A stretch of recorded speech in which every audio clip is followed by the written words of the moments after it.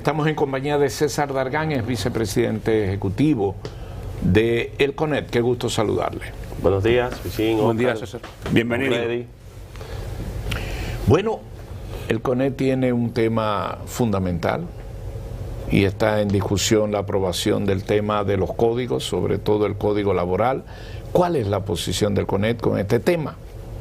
Nosotros coincidimos, y ayer el presidente lo dijo en la semanal, con la necesidad de que la República Dominicana se aboque a la modernización de su normativa laboral. En el año del 2025, 33 años ha cumplido nuestro Código Laboral y definitivamente estamos completamente de acuerdo con el presidente Abinader y con lo que se conoce, que han planteado algunos congresistas de la necesidad de tener una reforma. Lo que hemos sido es claros, frontales y transparentes al expresar no solamente nuestra preocupación, sino también nuestro rechazo al proyecto que fue aprobado en primera lectura en el Senado de la República. Y digo esto porque tras años de discusiones en el Consejo Consultivo de Trabajo, tras consultas realizadas con la Comisión del Senado, pues se han distorsionado algunos de los acuerdos que se habían logrado. En adición, se han incorporado temas que nunca antes fueron discutidos y consensos que habían sido logrados fueron retirados. Sobre la base de eso, yo creo que hay un buen ambiente. Hemos recibido la información por parte del Senado de la República de correcciones que podría sufrir el proyecto, pero hemos expresado nuestro rechazo al proyecto que fue aprobado en primera lectura. ¿Hay la posibilidad de que se corrija en segunda lectura lo que ustedes quieren que se corrija, o entienden necesario que vuelva a comisión y que se vuelva al proyecto original? Lo que hemos identificado hasta ahora son muchas cosas, y de hecho ya algunos de los senadores se han adelantado a decir, por ejemplo, el tema de la zona franca. Dijeron, eso fue un error. O temas de ajustes de plazos, o temas procedimentales, dicen, hubo errores, hubo omisiones y serán corregidas. Hay un tema de la conciliación que parece que también, entonces, fue consensuado y luego se desmontó eso. Nosotros entendemos que lo más prudente es que esto vuelva a comisión y se realicen los ajustes correspondientes, sobre todo considerando de que el próximo día 26 termina esta legislatura. Sin embargo, estamos plenamente abiertos al diálogo, a ser parte activa y propositiva de este diálogo, y que las cosas no terminan hasta el final, que sigamos trabajando para lograr los ajustes que se puedan. Digamos, si el Senado pasara el proyecto que envió el Ejecutivo, que se supone tiene los acuerdos arribados en las más de 100 sesiones que se produjeron de trabajo, salvo el tema de la cesantía, que sabemos que eso no logró consenso, ¿ustedes estarían satisfechos que ese proyecto sea aprobado en esos términos? Sí, en cuanto a los acuerdos, de hecho se hizo el señalamiento cuando se envió al Congreso en octubre del año pasado.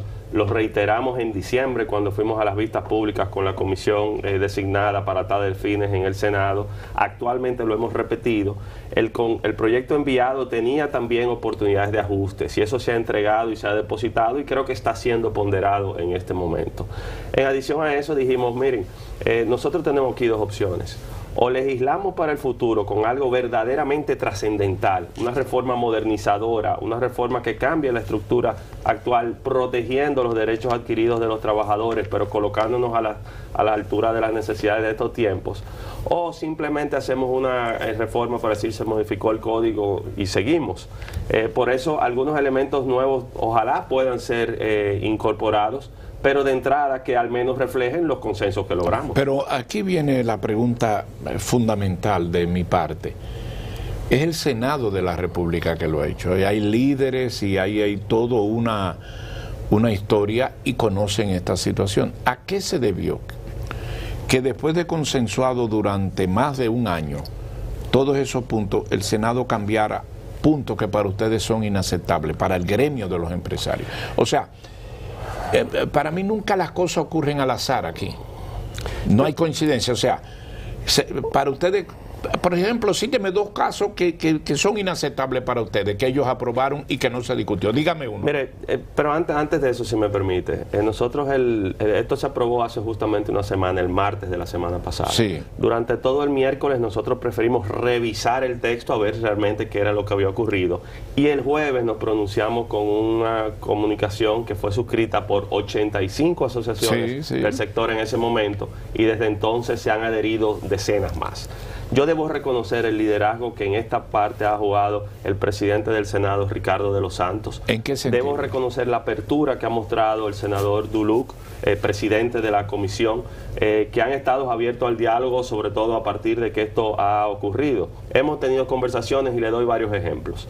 Ya mencioné uno, las zonas francas que operan en la República Dominicana desde el año de 1990 con un régimen especial que tiene consideraciones muy particulares. Fueron variadas sus condiciones laborales, sí, por un error material al momento de transcribir. ¿Cuál es el error? El error es que en la participación en los dividendos de las empresas era una excepción establecida en el código y se incorporaron a los trabajadores de zona franca que tienen un régimen especial de cómo reciben su retribución, porque las empresas de zona franca no declaran utilidades en la República Dominicana en el régimen especial que Perdone la pregunta. Entonces, y a ese nivel eso está resuelto. Hay apertura, nos dijeron que tenemos razón. Si fue un error de transcribir, entonces está resuelto. Y a ese nivel se producen esos errores. Bueno, hay muchas cosas que han ocurrido, pero lo que quiero reconocer es que hay la apertura por parte del Senado y estas conversaciones están sucediendo, hay apertura por parte de ellos, ya hemos sometido algunas de estas consideraciones y hay apertura por parte... Entonces, yo le insisto en la pregunta que le hacía ahorita, César, porque hay una realidad. Si queremos, el presidente decía ayer que le interesa, y creo que hay mucha gente en el país que le interesa, que antes del 16 de agosto se apruebe el Código Laboral.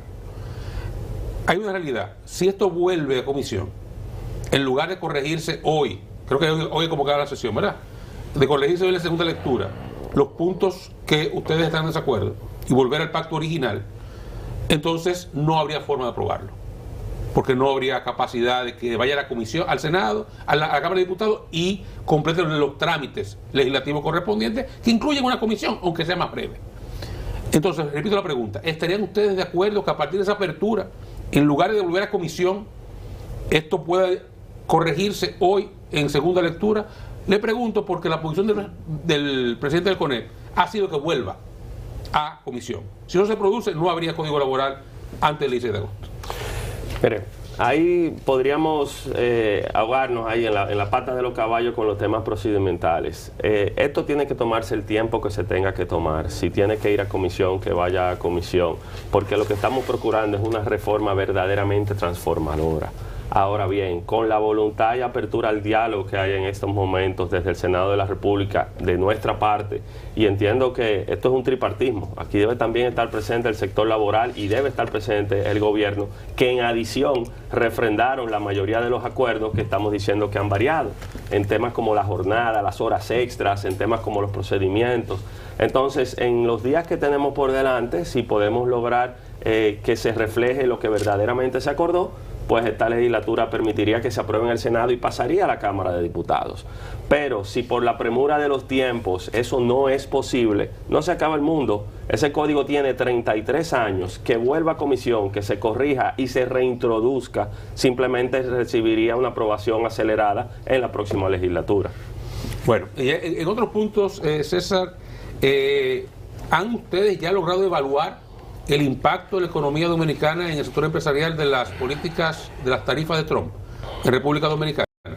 Sí, y definitivamente hemos sido bastante cautelosos en cómo se evalúa ese impacto, porque efectivamente ha habido variación en las condiciones originales. La República Dominicana se encuentra dentro de un grupo de países a los cuales se ha establecido una tasa arancelaria de un 10% a sus exportaciones a los Estados Unidos. Ya está Entonces, en efecto, de entrada ya está en efecto. Y si nosotros comparábamos las variaciones que esto está sufriendo, por ejemplo, esta semana se han hecho anuncios de aranceles adicionales a la Unión Europea, a México, a Canadá. En determinado momento ya República Dominicana tenía un 10% en las costillas y México había quedado fuera de un ajuste arancelario. Por lo cual, en parte de nuestra oferta exportadora a Estados Unidos, que competimos con países como México, había una desventaja y una posible desviación precisamente por esa condición. Ahora bien, la apuesta aquí ha sido precisamente al diálogo mientras las condiciones lo permitan. Nosotros hemos mantenido una coordinación muy estrecha con el gobierno dominicano. Esto es algo que ocurre del gobierno dominicano al gobierno de los Estados Unidos. El gobierno dominicano, con un liderazgo tanto del ministro de Industria y Comercio como de la Cancillería, consultan constantemente a los sectores productivos. Hemos revisado la lista de planteamientos que ha hecho la oficina del representante comercial del USTR, que señalaba una serie de temas que Estados Unidos aspiraría se corrigen como parte de nuestra política comercial, y eso está en curso. Entonces, sí hay un impacto. Sin embargo, desde marzo a abril, cuando ya era inminente esta aplicación del arancel, semana por semana esto va cambiando. Yo esta mañana revisaba el Twitter, a ver el ex, a ver si había habido algo diferente y no estar fuera de, pero ¿y las circulación. Que dicen, semana por semana, no, día por día. Las estadísticas que dicen con relación a las exportaciones dominicanas. No ha sido algo significativo. ¿Y los costos allá para el consumidor? La economía de Estados Unidos está pasando un momento bastante complejo, y de hecho las proyecciones que hemos realizado es que esa iniciativa de promover un nearshoring que ocurrió a partir de la pandemia, inició y se fue difundiendo con la administración demócrata, seguirá siendo una necesidad en la administración republicana, porque inclusive para apoyar su propio aparato productivo requerirán insumos que lo preferible es que sean de países con los que se comparten principios, países con los que hay una amistad y países que están más cerca de su territorio. Entonces nosotros aquí vemos no solamente la preocupación por la incertidumbre marcada en el escenario global, sino también las oportunidades que para la República Dominicana se presentan. En lo que Luis está viendo Café Santo Domingo. Café Santo Domingo. Yo abrí el café parado hace tiempo y dije, no me lo van a brindar. La pregunta que decía era el impacto en los precios de los productos dominicanos. Si los artículos dominicanos que estamos colocando en Estados Unidos, ya sea como insumos o como producto final, han tenido un impacto en su precio, en el costo para el consumidor, para quien los compra en los Estados Unidos. Sí, nosotros estamos ahora mismo exportando con un 10% adicional, y eso en cadena, en cascada, también afecta. O sea, que eso no lo ha asumido el productor dominicano. No, en algunos casos ha tenido que asumirlo para seguir compitiendo. Ya, en algunos casos sí ha tenido que asumirlo para seguir compitiendo. Por ejemplo, ¿qué rubros? No, en general, porque inclusive dentro de un mismo sector hay condiciones muy distintas dependiendo quién es el distribuidor en el territorio de los Estados Unidos. Pero eso es parte de la dinámica del negocio. Aquí lo que se procura es determinada certeza, sobre todo porque muchos de esos contratos son a mediano y largo plazo, y tú garantizas suplir lo que te demandan en el tiempo. Entonces se han asumido parte de esos costos, otros se han reflejado en la operación, y es parte de lo que todos los países están viviendo. Bueno, el tema con Trump es que es un día a día. Y al final del día, ¿esto tendría alguna incidencia en el turismo, algunas medidas que se pueda ver en algún otro sector fuera del sector industrial y las exportaciones? Lo del turismo, por ejemplo, es algo distinto. Y es que si la economía de Estados Unidos va bien, evidentemente eso tiene un impacto en la República Dominicana, y tradicionalmente ha crecido en proporción. Pero el tema del turismo es qué capacidad tiene el turista estadounidense, el ciudadano estadounidense, de viajar y de destinar sus recursos al turismo. Le hago la pregunta, eso tiene que ver con los 12 millones de visitantes. De sí. Caerse, eso tiene su efecto directamente ahí. Sí, y la República Dominicana, sobre todo en esta última etapa, ha tenido una estrategia de diversificación de su fuente. César, ayer hubo, bueno, hay versiones, ¿cómo lo dicen? Hay versiones de que el gobierno estaría replanteándose la posibilidad de una nueva reforma fiscal, de retomar el tema de una reforma impositiva. Hay una realidad y el gobierno está sin recursos. Incluso apenas el 2% de inversión presupuestado para este año ni siquiera se está cumpliendo. Y ha habido una merma también en algunos aspectos de recaudaciones. Digamos, el entorno exterior no ayuda. Ayer el presidente fue preguntado en la semanal si como parte de esas reuniones con los expresidentes había sido abordado o tocado el tema de una posible reforma fiscal. Él lo negó categóricamente. Ustedes, como sector empresarial, ¿qué saben de esto? ¿Han tenido algún tipo de información? ¿Han sido abordados por agentes del gobierno? ¿Entienden que sería positivo si eso se retoma, etcétera? Esto no es una conversación que actualmente se está desarrollando de manera formal ni oficial. O sea, la respuesta es no hemos sido formalmente consultados sobre el tema. Ahora bien, es un tema recurrente en nuestra agenda, porque es un tema estructural de nuestro modelo de desarrollo. El año pasado, cuando se planteó en el Congreso, nosotros coincidimos con la lógica de la reforma, que se repite actualmente en el año 2025. Me refiero a que cuando aprobamos nuestro presupuesto para este año, se proyectaron ingresos de un 16% del Producto Interno Bruto y se proyectaron egresos, gastos, de un 19% del Producto Interno Bruto.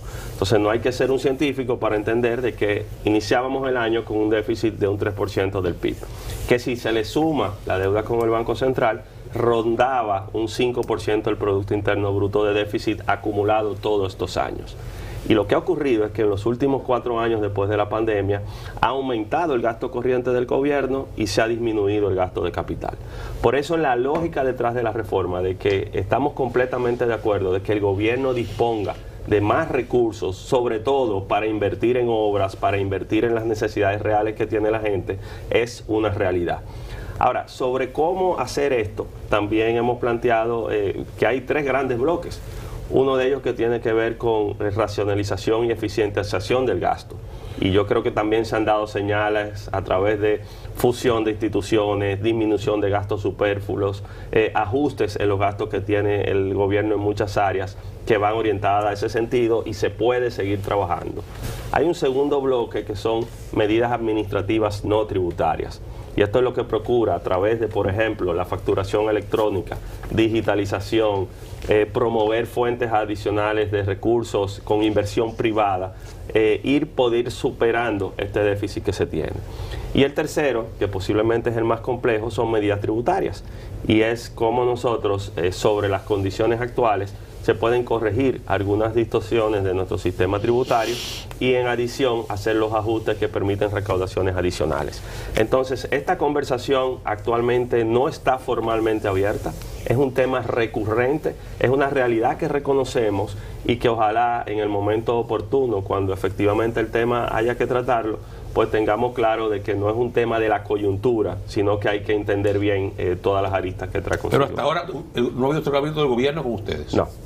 Doctor, ¿ustedes tienen alguna idea, iniciativa en torno a la escasez de mano de obra? ¿Cómo resolver ese problema? Sí, pero sería sencillo solamente referirme a escasez de mano de obra y definitivamente estamos hablando del tema Haití. Nosotros estamos participando activamente en el diálogo que se ha convocado en el Consejo Económico Social. Hay 6 mesas operando. Una de ellas tiene que ver con el tema migratorio, otra con el tema laboral, desarrollo fronterizo, el tema comercio, relaciones internacionales y seguridad nacional. Entonces, en cada una de esas mesas yo creo que los expresidentes han estado representados al más alto nivel, el presidente Abinader también, sector empresarial, laboral y social. Las discusiones se han ido agotando en un marco de mucho respeto. Y efectivamente uno de nuestros planteamientos es que el abordaje de los temas de políticas públicas se fundamenta en evidencia, que nosotros tengamos claro cuál es la realidad y todo esto se haga a la luz de lo que establecen las leyes de la República Dominicana. Y para eso todas pueden tener interés, pero hay una que sobresale y es la posibilidad de avalar o de recomendar la contratación bajo algún método de la mano de obra extranjera, entiéndase haitiano. Este periodo puede dar ese aporte, ese consenso. Yo creo que, y viéndolo desde la óptica de los sectores productivos, principalmente hay 2 sectores, que son el sector de la construcción y el sector agropecuario. Y a su vez, cuando uno baja en el nivel de detalle de cada uno de los subsectores, se da cuenta de que las necesidades son distintas. Por ejemplo, en construcción no es lo mismo la construcción de vivienda que la construcción de obras de infraestructura en cuanto a las necesidades. Y en el sector agropecuario no es lo mismo la industria azucarera que el cacao, el café o el banano, las condiciones que se tienen. Cuando le decía a don Freddy del tema del cumplimiento de la ley para el establecimiento de un orden en nuestro territorio, me refiero a que precisamente hay ciudadanos extranjeros en nuestro país con documentación de su país de origen y en adición con la autorización correspondiente para ejercer el oficio que le corresponda en nuestro territorio. Y cuando vamos viendo en la clasificación de cada uno de estos subsectores la necesidad que tenga o la irregularidad que pueda haber de una porción de su mano de obra que no tenga algún tipo de documentación, va a variar también. ¿Ustedes saben de dónde Acoprovi sacan los números 87.000 o los bananeros 15.000? Sí, es sencillo. En el caso de Acoprovi tomó como fuente la proyección o el número oficial de empleos generados actualmente en el mercado laboral por la construcción, le sacó el 20% de cumplimiento del 80-20 y eso le dio 80.000. Data sucia, porque ahí no está entonces la cantidad de gente que tiene el documento. Bueno, lo que pasa es, no es sucia, porque yo creo que fue un abordaje, y por eso hablaba de la evidencia, lo más acercado a las cifras que nosotros tenemos. ¿Tú sabes lo que no incluye eso? La informalidad. Entonces, en la medida que en la República Dominicana no se orienten las políticas públicas a reducir informalidad, tú vas a tener un área gris de nuestra economía que va a seguir operando. Y eso no le conviene al Estado, que recauda menos, no le conviene al sector empresarial, que compite de manera desleal, y al final del día no le conviene al dominicano, que pierde. Muchas gracias. Gracias. Con esto terminamos esta jornada de hoy de su programa Hoy Mismo. César Dargan, vicepresidente ejecutivo del CONEP. Gracias por su atención. Tendremos el gusto de vernos mañana. Hasta mañana.